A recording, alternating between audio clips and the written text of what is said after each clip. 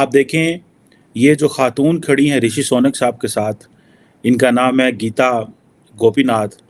ये पहली deputy managing director IMF की। वीडियो देख रही थी मैं जिसमें वर्ल्ड लीडर्स की जो वाइफ साथ आई हैं, जो उनकी बीवियां साथ आई हैं, लाल बिंदी और इंडियन साड़ीज में हमें नजर आ रही हैं।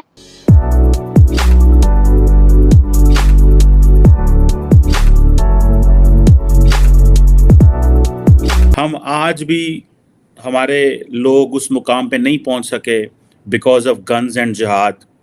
जहां पे आप देखें कि इंडियंस जो हैं या इंडियन ओरिजिन के लोग कहां पहुंच गए हैं। वो साइंस पढ़ के आगे जा रहे हैं।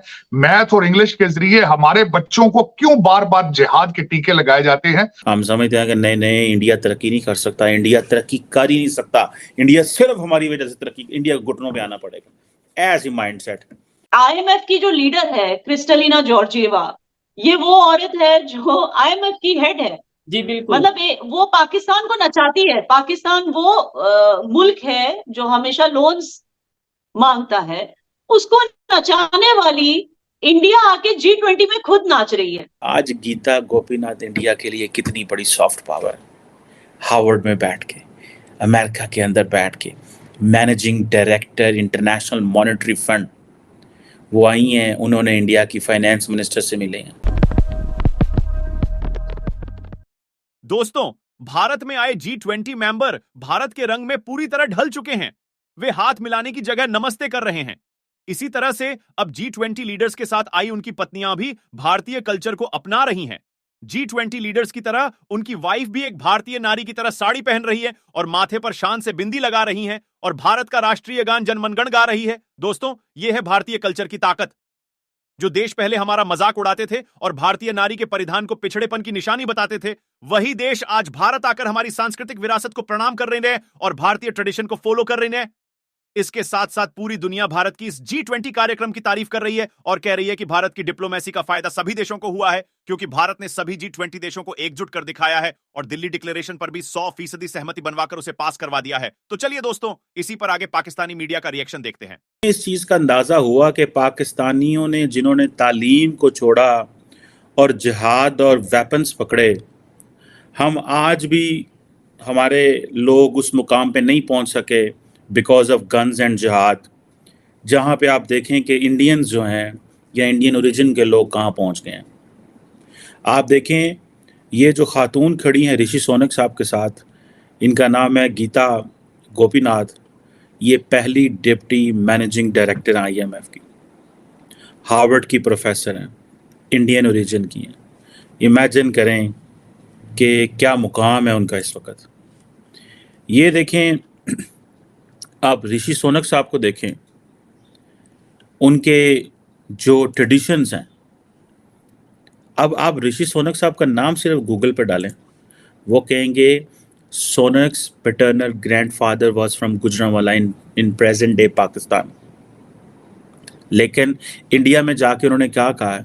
उन्होंने कहा I am proud to be Hindu, जो कि उनको होना चाहिए। Whatever you are, you should be proud of that. But the question is कि पाकिस्तान ने और पाकिस्तानियों ने, हमने बाकी मज़ाहब से इतनी नफ़रत की और उनको मार भगाया यहाँ से कि हम ये समझते हैं कि सानू लोड़ ही को नहीं है। हमने क्या करना है इनका, हमारा इनसे ताल्लुक ही कोई नहीं है। आज यही इंडियंस, ऋषि सोनक को आप देखें, he seems to be very humble personality। मैंने उनकी एक तस्वीर देखी जो कि उन्होंने जो राजघाट पे गए हुए थे और वहाँ पे वो हसीना वाजिद के साथ खड़े हुए थे। हसीना वाजिद वाज ऑन चेयर और वो झुक के, मतलब एक अपना जो घुटना है वो ज़मीन पे लगा के उनसे मिल रहे थे। मतलब ये नहीं है कि मैं बरतानिया का वज़ीर आज़म आकर ये तो He was so humble। मैं इस चीज़ को देख के हैरान और परेशान रह गया हूँ। इसको भी छोड़ें, आप इनको देखें। ये तस्वीर पूरी नहीं आ रही। ये अजय बंगा साहब हैं और अजय बंगा साहब जो हैं ये इंडिया को वर्ल्ड बैंक में डिफेंड कर रहे हैं। और इंडिया को वर्ल्ड बैंक को लीड कर रहे हैं। इंडिया को नहीं डिफेंड कर रहे, वर्ल्ड बैंक को लीड कर रहे हैं because of the Americans. India ने तालीम पे फोकस किया, यूनिवर्सिटीज़ पे पैसा लगाया, अपने यूथ पे पैसा लगाया, अपने लोगों पे पैसा लगाया, और इंडिया जो है वो दुनिया में जाके छा गया। और हमने जिहाद करवाया, गन्स दी,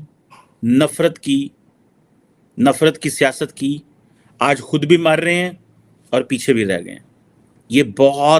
ये स्ट्रॉन्ग एडमिशंस हैं। हमें बड़ी बुरी लगती हैं आजकल ये बातें, हमें तकलीफ होती है इन बातों की वजह से कि जी वो एंज पर दैट इज़ अ फैक्ट। आज गीता गोपीनाथ इंडिया के लिए कितनी बड़ी सॉफ्ट पावर है। हार्वर्ड में बैठ के, अमेरिका के अंदर बैठ के, managing director international monetary fund, वो आई हैं, उन्होंने इंडिया की फाइनेंस मिनिस्टर से मिले हैं। पाकिस्तान नहीं आती, उन्होंने इतने मैं कि लेना होना। पीएम मोदी से वो मिली हैं, पहले भी मिलने वो आई थी। इतनी कॉम्पिटेंट खातून है, India must be proud of that lady. Indian president से वो मिली हैं, सबसे उन्होंने इतनी मुलाकातें की थी, सारा कुछ, and she is a very humble and all that. ठीक है जी। और कितनी वो अपनी ज़िंदगी अपने बड़े पुरसकून तरीके से गुजार रही हैं, और वो समझ रही हैं कि मैं and she is representing India. Ajay Banga क्या कर रहा है? इंडिया को रिप्रेजेंट कर रहा है। और यार साढ़े को तो ऋषि सोनक ना गल नहीं हों डई हमारे वज़ीर आज़म से। हमारा वज़ीर आज़म आज PM गया, ऋषि सोनक से मुलाकात ही कोई नहीं हुई। वो तो मुझे बात करना याद ही नहीं रही कई दफ़ा, ये मेरे दिमाग में एंगल ही नहीं आया। हमारा वज़ीर आज़म अमरीका से इधर उधर से आता था, इंग्लैंड भाईजान दे कोल, भाईजान नूं मिल के ते भाईजान नूं मिल के उत्थे जरा ना घर वापस आ जाता सी। ओ भाई why didn't you go to see prime minister Rishi Sunak? क्यों नहीं गए? प्राइम मिनिस्टर ऋषि सोनक से क्यों नहीं आप मिले? आप देखें कि वो he comes from a Hindu family, and वो सारे जितने भी उनके जो क्या नाम है रिलीजियस प्लेसेस है वो उन पे जा रहे हैं। And I think that's an opportunity for him. गो के उनकी जो मिसेज हैं वो एक अच्छी बिजनेस फैमिली से उनका ताल्लुक़ है। वो तो मुझे बात करना याद ही नहीं रही कई दफ़ा, ये मेरे दिमाग में एंगल ही नहीं आया हिम। गो के उनकी जो मिसेज हैं वो एक अच्छी बिजनेस फैमिली से उनका ताल्लुक़ है। IMF की जो लीडर है क्रिस्टलिना जॉर्जिएवा, ये वो औरत है जो IMF की हेड है। जी बिल्कुल। मतलब वो पाकिस्तान को नचाती है। पाकिस्तान वो मुल्क है जो हमेशा लोन्स मांगता है, उसको नचाने वाली इंडिया आके G20 में खुद नाच रही है।